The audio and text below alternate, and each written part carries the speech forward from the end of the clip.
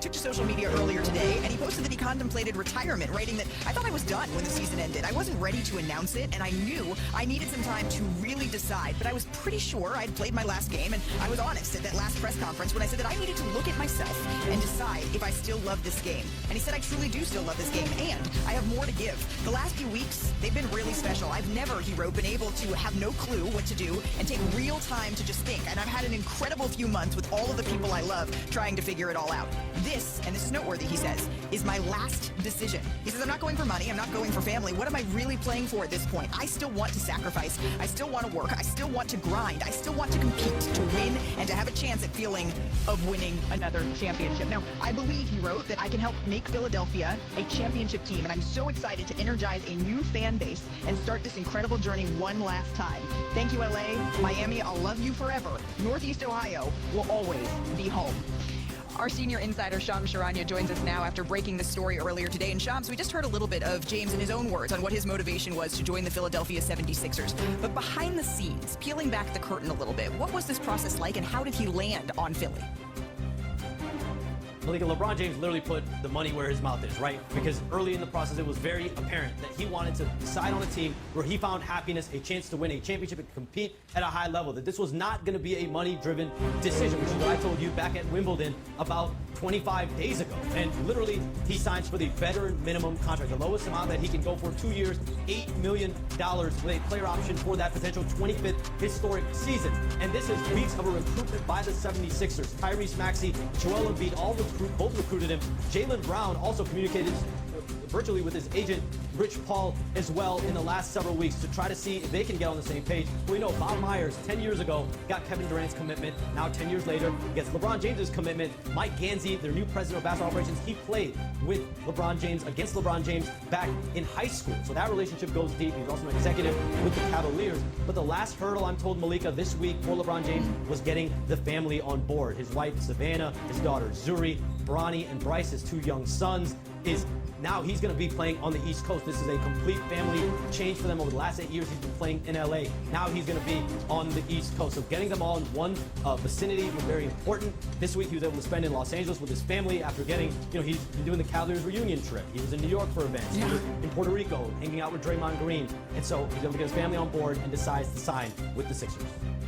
Yeah, it's not quite as poetic to be next to Richard Jefferson making that decision. It's much better to be able to be with your family and really be able to decide and discuss, and that is what LeBron James has done. Shams, thank you for that insight. We're going to be checking back in with you a little bit later here in the show. I want to welcome in Brian Windhorst and Kendrick Perkins as well here. And there's something poetic, gentlemen, maybe about waiting 24 days, 24 years to sign this. I'm not sure whether or not that was his intention, but Brian, we have been waiting for this for quite some time. When it finally came through, sir, your reaction was what?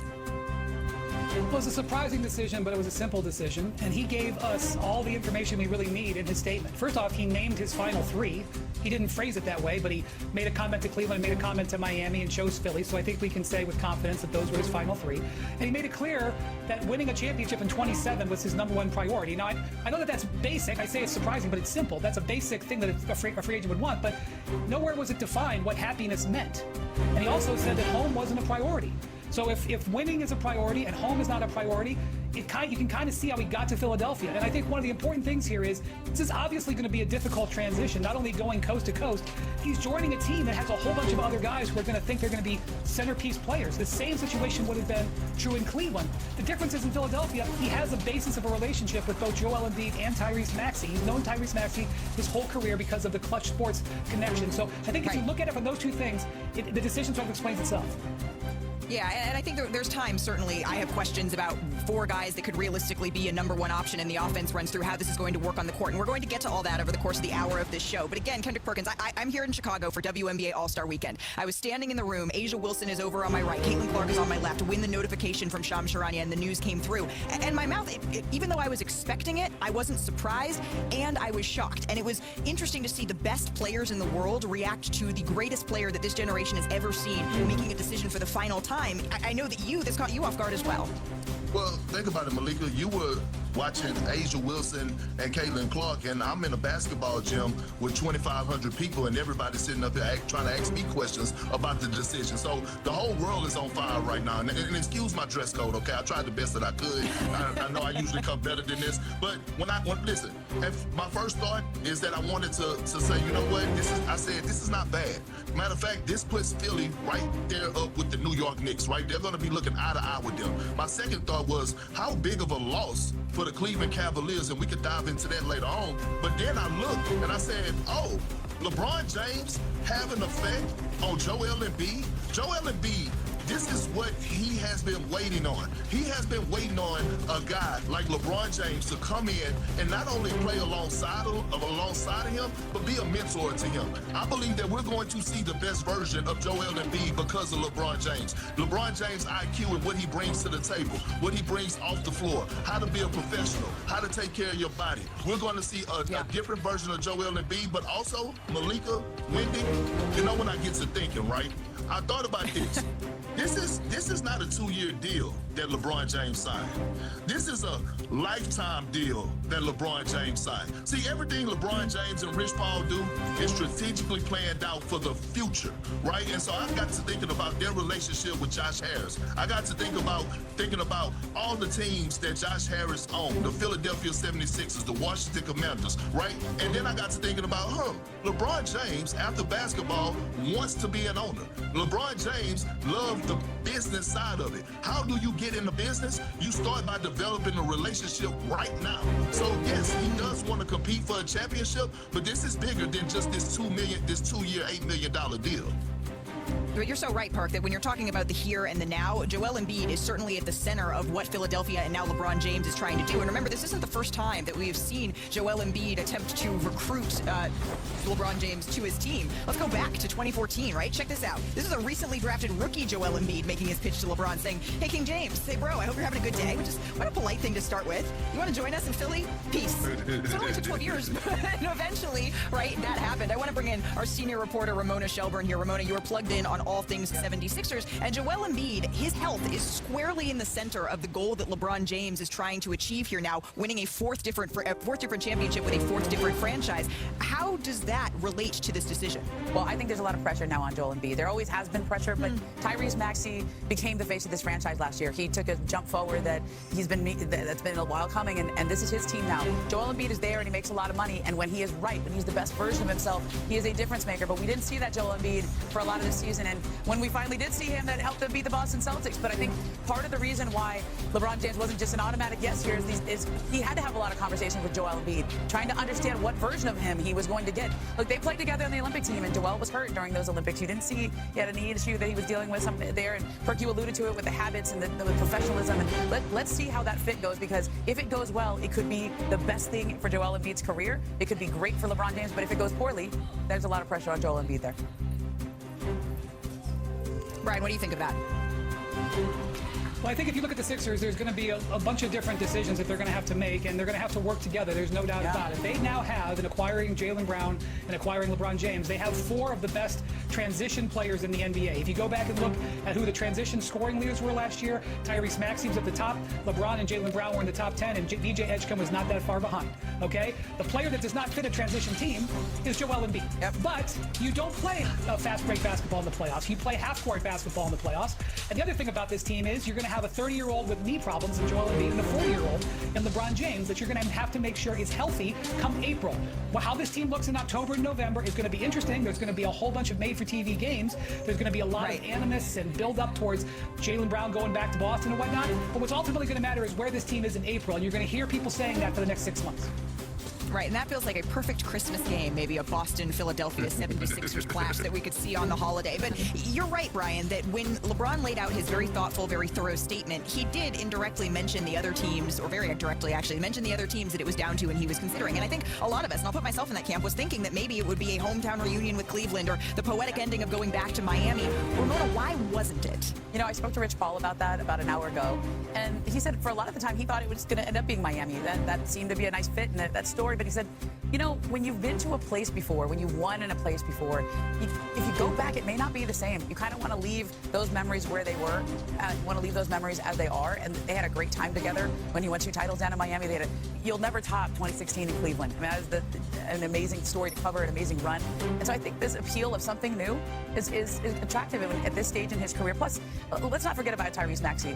I can't say enough about what a ray of sunshine this guy is, and LeBron knows it. Like, yeah, it's the kind of guy you want to play with. And Jaylen Brown, that's another LeBron type player, somebody he's going to grind. You know, Jaylen Brown's doing the underwater training, and he pushes himself. So there's going to be a race to the gym in Philly every morning. Who's going to get there before 5 a.m.? Does LeBron go to Philadelphia without Jaylen Brown having gone to Philadelphia, do you think? I think so. No, yeah, I see don't. Across the board shaking heads. And I don't. And let me say this. Cleveland actually should be kicking themselves in the ass right now because they actually look bad and they lost in this situation. LeBron James, like this situation was drawn out because LeBron James was trying to be patient with Cleveland to see if they were going to do something. I believe that if Cleveland would have pressed the go button and would have traded for Jaylen Brown first, whether that was giving up Donovan Mitchell or Evan Mobley, LeBron James would have went back to Cleveland. But since Philly not only was pursuing LeBron James, they actually made a move that made them eye candy. And so again, when you look at their situation now, I don't care. Everybody's talking about, well, how are they going to play? What style are they going to play? We all know how great of a coach Nick Nurse is. He won a championship. It's not going to be hard to get those guys to buy in. I'm pretty sure Tyrese Maxey, Joel and Big E, they're tired of being miserable over there and falling short every single year of not living up to expectations. I'm pretty sure Joel Embiid is going to be ready to sacrifice. And when you think about this damn Bob Myers, man, I miss him at our network, but Bob Myers, once again, while everybody was talking about how Pat Riley always land these white whales, well, what the hell is Bob Myers doing? Because first it was KD to Golden State, and now it's LeBron James to Philly. And I get it, Mike Gansky is a hell of a GM. He's going to do an outstanding job. He's leading the charge, but Bob Myers is overseeing everything. And the fact that they landed LeBron James, and they going to deliver a championship in Philly, which they damn sure can. Hey, listen, Bob Myers need to get a whole lot of recognition with this. That was Preacher Perk coming out on this. We still got 45 minutes left to digest this monstrous move here still to come on. Our top story today, LeBron James will be taking his talents to Philadelphia to play for the 76ers in what he is calling the final decision of his illustrious career. And from the way that his newest teammates are reacting on social media, I would safe to say that they were a fan of his choice.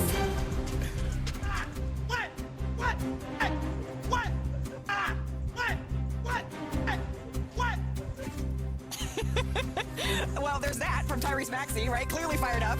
And then VJ Edgecombe, on the other hand, he's just smiling through it all. He can't believe that this is his life. I love it. So it's all happening right in Philadelphia right now. In this offseason, the 76ers, they became the first team in NBA history to add multiple former Finals MVPs. Jaylen Brown, of course, in 2024, and then LeBron on 4 different occasions with the Heat, the Cavaliers, and the Los Angeles Lakers. And Philly is likely to have a starting 5 where all 5 players average 15 or more for their careers. It's the 3rd time since the merger that this has happened. We're looking at KG, Pierce, and the Nets in 2013-14, and then the 76-77 Celtics. As for LeBron James, he's looking to become the first player in league history to win an NBA title with 4 different franchises. He's currently one of 4 players to win with 3, along with Robert Horry, John Sally, and our very own Danny Green. So let's get into the basketball of it all with Kendrick Perkins, Brian Windhorst, and Monica McNutt joining me here in Chicago. And Monica, you just came from covering a champion that came out of the Eastern Conference in the New York Knicks. That is exactly why LeBron James said he wants to join the 76ers, but realistically, there's 4 different guys that this offense could run through. So what are the 76ers at their best, do you think? Well, I still think, as excited as we are about LeBron James, y'all,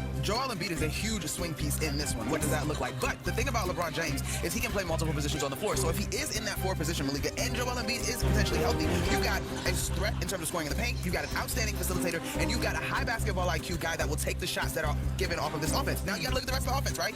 The speed of Edgecombe and Maxey already made this Philadelphia 76ers squad more dangerous than I think people were prepared for this past season. Yep. They're only going to take a step forward. And then you look at what Jaylen Brown has done in his previous role with the Celtics team that most people thought did not have the adequate amount of talent to compete in the East, and what he was able to do. So I think, to me, the elements of this team that make them most dangerous is that they will be able to both play fast and a powerful style of basketball given how healthy they can be. And we've seen LeBron James adapt to so many teammates at this point in his career. But I just think if he does play that 4, and he obviously can play multiple positions, he will be one of the most versatile 4s with the most dangerous supporting cast around him, I think, in the Eastern Conference. That's probably very true. Brian, what do you think of this?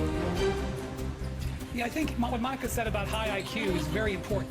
High IQ players are something LeBron has always wanted to play with. And while Joel Embiid's health has often failed him, no one would ever say he's anything but a high IQ player. And I think they can figure out how to play together. And I cannot overemphasize enough the importance of the connection with Maxey. When you're going into a situation where there's not going to be clearly defined roles and you're not going to be sure how it might work with Jaylen Brown and DJ Edgecombe is still finding his way in the league, the connection with the point guard is vital. These are two guys who have spent a lot of time together through Clutch Sports. LeBron was part of the recruitment process of Into Clutch Sports back when he was in high school and in college. All of these things are major factors. The Maxey factor of this cannot be understated. And when I compare it to the Harden decision, it's not comparing Harden and Maxey as players, but the comfort level with Maxey is clearly deeper than the comfort level with Harden, and I honestly believe that was part of it. And so, do I know how this team is going to play today? No. Does Nick Nurse know how this team is going to play today? No. But are you going to bet on the connection between Maxey and LeBron? It's a reasonable thing to bet on. I mean, let me just keep it real. The Philadelphia